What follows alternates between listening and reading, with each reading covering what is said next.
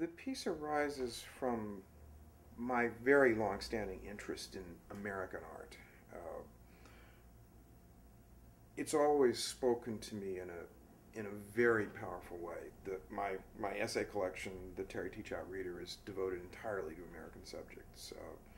My two biographies, one is about H.L. Mencken and the other is about George Balanchine, an emigre to the United States who was very powerfully affected by the American idea. I've had this interest really all my life, and my art collection is almost entirely American art. I have thought a lot about what this art says about the country in which it was created, what it says about the idea of an American national character. And I'd never written anything extended on this subject before. So when David Galerner's book, Americanism, came in, and I originally had thought to write about it for the website, and Neil Cazador, the editor of Commentary, suggested that I might want to write a review of it. David is an artist as well as being a person who thinks about political matters, and I suspected that the book would, even though it wasn't primarily on this subject, would stimulate some kind of thought on it. And it did, and the idea came to me that I might relate the idea of American art and the American national character to the subject matter of David's book, which is the religious idea and how it has shaped American life and history. Because, as I say in the piece, the interesting thing about American art is that it is largely, although not entirely, silent about religious matters. I'm talking about modern American art, 20th century American art, when the American idea really comes into focus in our art. It's the dog that didn't bark, as Sherlock Holmes once put it. And this was how I locked the two halves of the pieces together, because David observes very rightly in his book that the Puritan idea, which is central to the shape that American religiosity has taken, is reflected in our art. It's reflected in its simplicity, its functionality. But religion as a subject matter, religion as a theme, has not been present in our art to the extent that it is present in our character and in our daily lives. That's how the piece got off to a start. That was my starting point for it.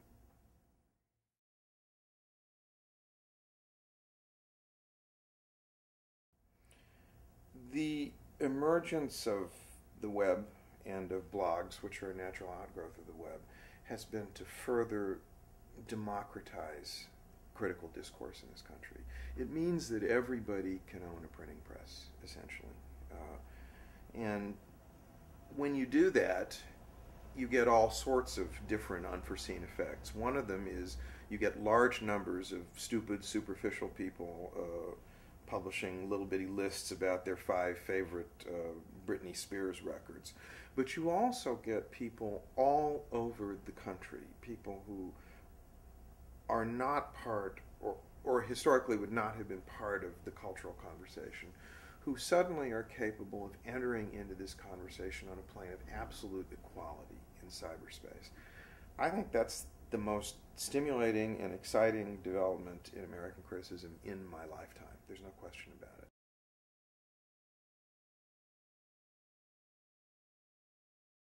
Last night I read Wendy Shalit's new book, Girls Gone Mild, which I'm going to be writing about for Contentions.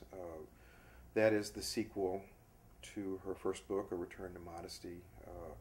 It's a look at younger women who are following the path of modesty and becoming spokesmen for the abstinence movement, and a look at the cultural conditions that have caused such people to emerge.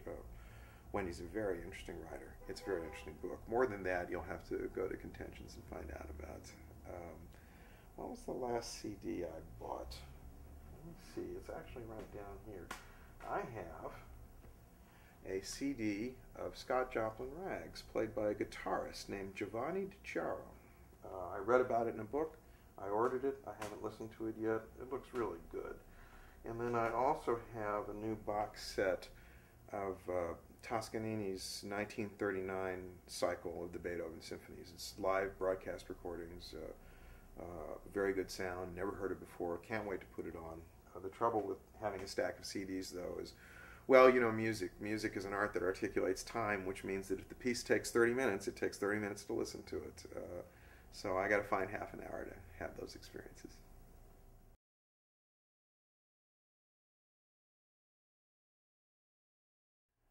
For those of you who don't know what the Teachout Museum is, it's just a joke phrase that I have for the art collection in this apartment. Actually, my friend Rick Brookhiser called it that, and the name stuck. I use it on my own blog. I have 24 pieces of art of various kinds. Most of them multiples: prints, lithographs, etchings, aquatints, some paintings. Most of them by American artists, since that's a particular interest of mine, though I do have some other interesting pieces. I have a caricature by Max Beerbohm. I have etchings by Matisse, Degas, and Vuillard, and a lithograph by Bonnard in my bathroom. But my main interest is in American art, and the piece I love best varies from day to day, and sometimes even from hour to hour. But for me, the personal treasure, and one of the first things that I bought, it's actually right over my head. It's an etching by John Marin, one of the first American modernists, really the first American artist to engage with the idea of Cubism. It's called Downtown the L. That's E-L, the elevated train. It's a picture of downtown New York, exploded with Marin's typical Cubist fracture. I love it because it's here, because it's this city that I love so much, my adopted home, because it really conveys, in an uncanny way, the energy of this place where I live, and also because it's the part of the city that was invaded, that was raped a few years ago in 9/11, and still exists, still is ours. We continue to prevail over this terrible thing. And that inspires me too. Marin is an artist very, very close to my heart. Mid-century modernism is the moment in American art that means the most to me. I never thought I'd had a chance to own anything by John Marin, but I was very lucky. This is an etching from the early 20s that was restruck. Most of Marin's etchings are done in fairly small editions, and they're very expensive, far more than I can afford. But this etching was restruck in a separate printing as a subscription premium for the New Republic back in, I think, 1924. If you subscribed to the New Republic, you got a copy, a pencil-signed copy of Downtown the L. So there are about 500 copies of this etching out there in the world, and I have one of them in near mint condition. And there is not a day that goes by when I don't look at it, and usually just before I turn the lights off and go to bed, I take a look at it. That's what having art is for, you know. This is something I wrote about in commentary.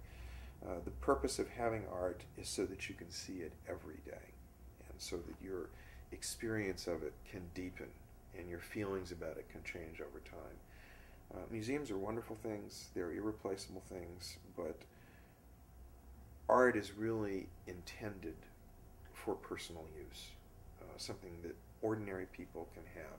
And I'm terribly lucky to have pieces like this in my home so that I can just look at them anytime I want. And if I had to pick one that meant the most to me, at least today, that one might be it.